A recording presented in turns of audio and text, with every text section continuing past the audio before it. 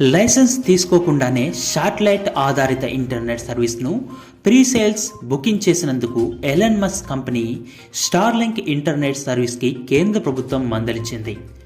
భారత్లో internet సర్వీస్ను book చేసుకోవడం, satellite ద్వారా ఈ సర్వీస్ను డెలివరీ చేయడం తక్షణమే కంపెనీ నిలిపివేయాలని కమ్యూనికేషన్ల మంత్రిత్వ శాఖ తెలిపింది.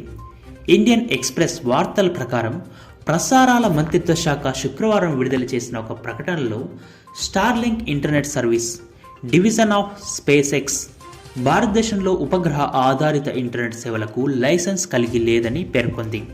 అందువల్ల భారతదేశంలో ఉపగ్రహ ఆధారిత ఇంటర్నెట్ సేవలను అందించడానికి కంపెనీ లైసెన్స్ తీసుకోలేదని సాధారణ ప్రజలకు తెలియజేసింది.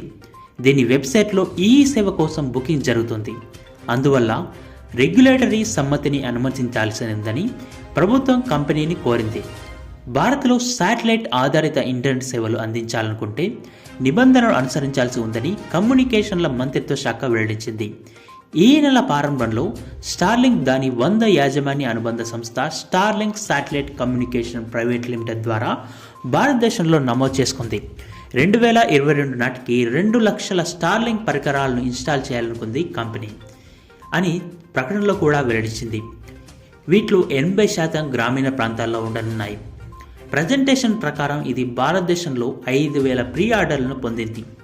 Amazon, Bharti Airtel, OneWeb, Musk, SpaceX నుంచి కమ్యూనికేషన్ మంత్రిత్వ శాఖకు ఎటువంటి కమ్యూనికేషన్ అందలేదని ఇండియన్ ఎక్స్ప్రెస్ ఈ సంవత్సరం ప్రారంభంలో పేర్కొంది.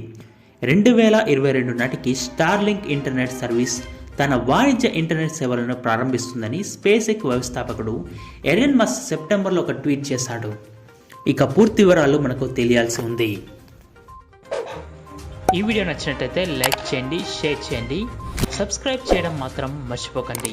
పక్కనే ఉన్న బెల్ ఐకాన్ని ప్రెస్ చేసి నోటిఫికేషన్ రూపంలో మా ప్రతి వీడియో మీరు పొందవచ్చు.